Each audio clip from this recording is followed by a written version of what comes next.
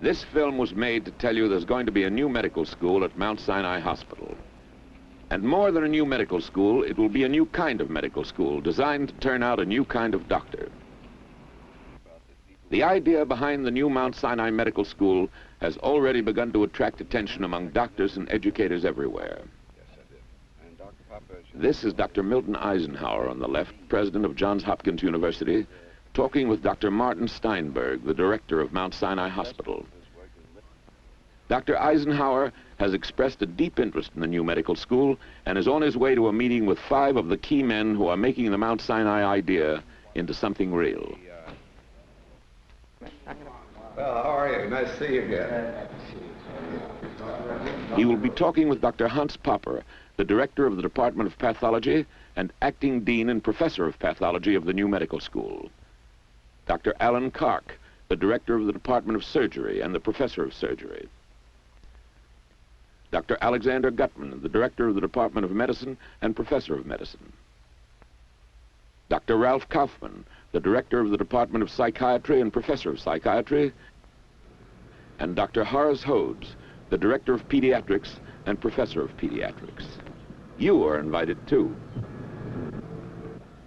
Well, gentlemen, I'm delighted to have an opportunity to meet with you and find what you're thinking about while you're still in the planning stages of creating a new school of medicine. May I say that anyone who is even remotely connected with the health field is perfectly aware of the fact that we desperately need more high-quality medical schools in the United States. Now, I understand that in your planning, you intend the new School of Medicine to be different from existing schools, and I'm very anxious to find out what the innovating nature of the program is. Dr. Eisenhower, what we visualize in this medical school, actually, and this perhaps is going to be the toughest job, is a change in the way a physician actually relates himself to the total problem and to people. There is a tremendous change in medicine. We find doctors more and more specializing in a particular field. And this, we think, has brought the physician to a point where he's much more of a technician than he ought to be. We find that he's unable really to deal with the patient in the way the old physician did, as a person and as a person related to his family and to his community. So what we shall try to do, I think, is to instill in the student the social sciences that are connected with medicine and are part of it, so that the physician will then deal with the patient as a patient and not as an individual organ or as an individual sick organism. There's a great experiment going on in relation to medical education now. And when you really trace it down, the question that's most constantly asked is, why are doctors turned out as technicians instead of as healers? This I see, but here's the Mount Sinai Hospital, which is obviously one of the great institutions of its kind in this country, and suddenly you're willing to take on new responsibilities. Why are you wanting to take on this rather arduous and costly task of founding a medical school, and what is it in the Mount Sinai complex that gives you the feeling that you are especially prepared to do this? Well, it may seem visionary, if not presumptuous, for us to think in the direction of a medical school, but actually it is a natural line of development for the Mount Sinai Hospital. In the field of education, the hospital is now doing a very big job in the training, not only at the graduate level, but in some measure also at the undergraduate level. And we enjoy doing this. This is part of our mission in life. We would like to do more. We have the faculty, and we hope to have the facilities, and we have the patient population that is needed to teach medicine properly. I add just one statement. We've been talking in a certain sense of why we want to do this as Mount Sinai. We also want to do it because there's a need. Of course. Of And I course. think this has to be emphasized. Well, a puzzle to me here is how is the student going to have time, as I see our medical students going through the straight essential training of basic science and clinical science to be good doctors. They seem to be busy night and day, and now you are going to require them, and I think this has tremendous merit, to do even more. How are you going to find time? What is the plan? Dr. Eisenhower, it isn't going to be very easy to do this, I assure you. But by redistribution of time and subject, we think we can get these very important items of the curriculum in. The student on the ward in the clinical years still wastes a great deal of time. I find him taking blood from babies. This may take him an hour. A technician could do it in 5 minutes. A good deal of medical student time is still wasted in our best medical schools. We can cut some of this out. There are many ways in the present curriculum where time could be found. What we're talking about is time for what, you see? And time to do the number of things that we feel will make a better physician. And this is really the essence of the question. What goes on now is that we can teach a man how to do physical diagnosis and what kind of drugs to give. What we haven't made him understand is that when the child is sick, that it involves other people and involves the child, involves the person, that the whole relationship of the person to society, and it's not the whole patient, it's the whole society. And what we're looking for as a physician is, in view of the fact that there isn't any question about a number of things. One is, there is going to be increased specialization. The other thing is that this specialization becomes possible only because of breakthrough in basic science in all kinds of areas. Computer systems, instrumentation of different kinds. Even at the physiological level, you can do telemetry so that you now have a person whose heart rate and various other things you want to know. You don't have to put him down on a couch and do this. You can put something on his chest and he can wander around and you can see him as he walks and lives. These are all the things that our medical student will have to know and have to know basically. But in addition, he's going to have to take into account what Dr. Hodes said, namely the person as a totality and his relationship to his family, to the community, the impact he has on the community, and the impact that the community has on him. Well, that's a delicate question in education, and that is how you educate the teacher. Because until the teacher is educated, the student is not going to be, or our future teacher is not going to be. The resident of the past was someone who came to a hospital for a specific purpose, and that was he had received his MD, he chose to specialize, and he went into his particular department, and from then on he was a very technologically well-trained specialist. It is our hope and desire that this, in a sense, will be reversed, that the residency will then become part of a long, continuing educational program, not only for his own sake, but also because the resident represents to us the future of our teaching faculty. And I think the point that Dr. Kark made is perhaps the most important one of all, that if we can do this, we who are the faculty about to leave, as it were, we need the replacement, but we need a replacement that's going to think automatically that this is the way the medical profession has to function. And when we get this generation of teachers, then our pre-doctoral students, the medical student, will automatically begin to think in this way. I would also like to add what hasn't been stressed yet, that we are quite concerned to bring to our house staff members, similar to our students, and to our staff members, younger and sometimes even already mature staff members, the impact that in the hospital is in residence such unusual people for a hospital as an economist, an anthropologist, and to be even more visionary, possibly even a writer and an artist. In my work, you just are compelled to be a little bit mercenary. And therefore I can't refrain from commenting that what you're planning to do is going to cost a great deal of money, and to ask the question, what do you foresee in this regard? It must be a mammoth thing that you're undertaking. It is obviously an expensive package. And if I may return to the question which you just have asked before. Just didn't answer the question. he didn't give a figure. I want to give you a figure. That's what we're asking, Dr. Eisenhower. I don't know whether for the record the figure is somewhere around $65 million. I'm not at all surprised. For the building and $25 million for an endowment fund. Sure. Which I hope to have an endowment fund to carry us through. Now, I take it that in addition to being concerned about the health and total welfare of the individual, you will also have concern for the health of the community. But what is your plan with respect to what we might call community health? We're talking or thinking not only of the person when he is sick, but the person and the community before and what we can do in relation to keeping them from becoming ill. So that you have then this package which goes beyond just taking care of the sick.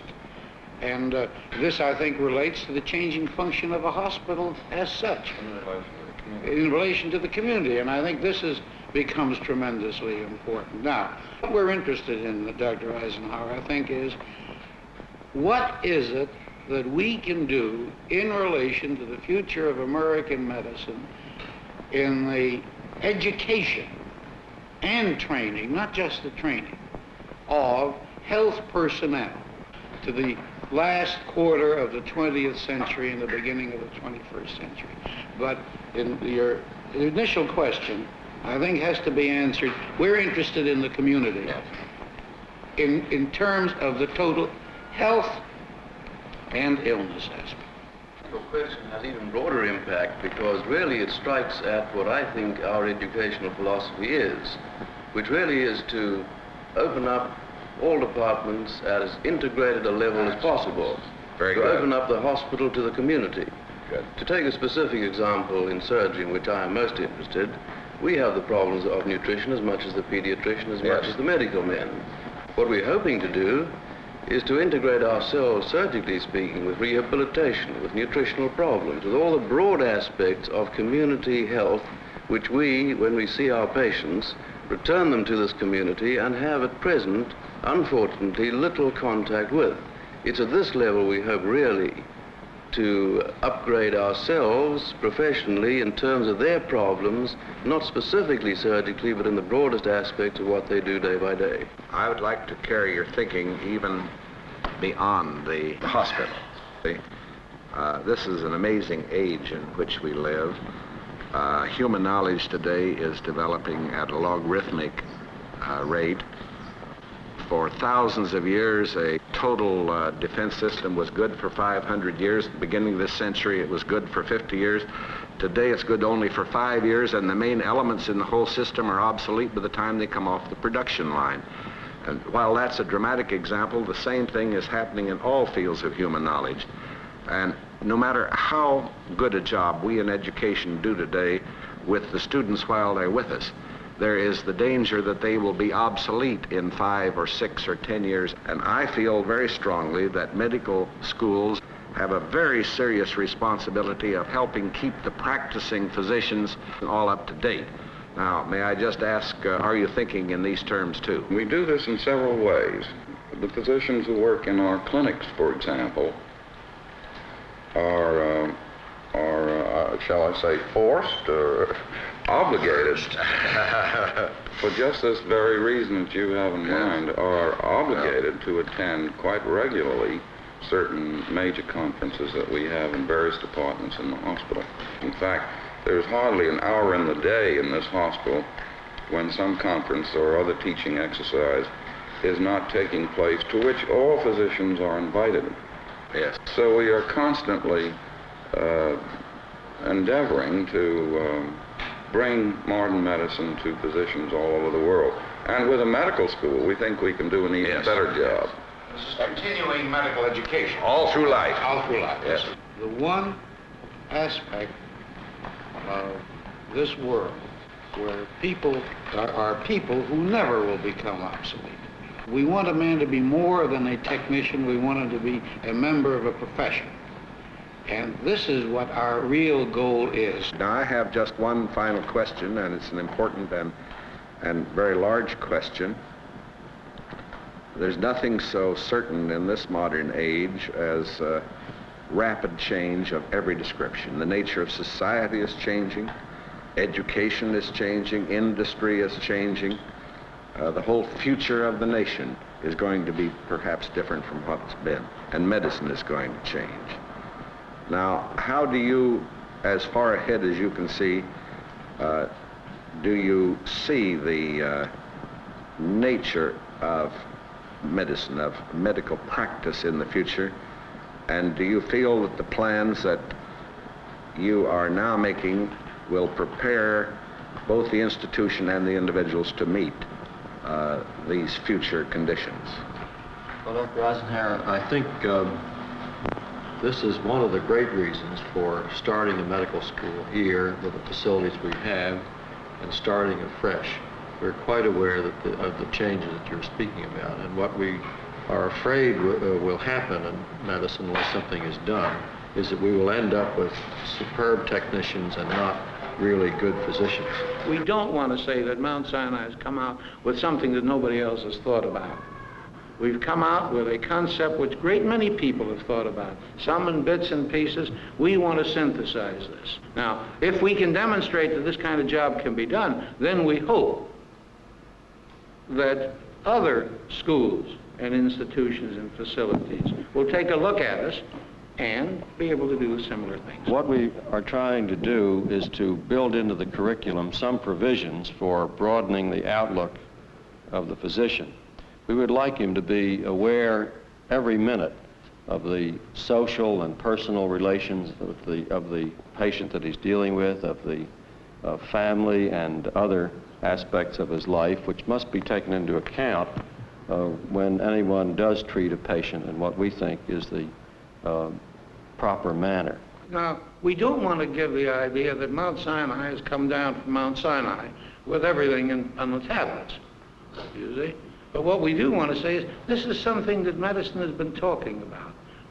The question is, have they done it? And they have not done it by and large, and we feel that we are in the position to be able to do this. Now, what we want to do is to create a climate in this hospital, in all our teaching hospitals, from our teachers and our faculty and everybody concerned, so that the student who comes in will end up as a physician who comes out.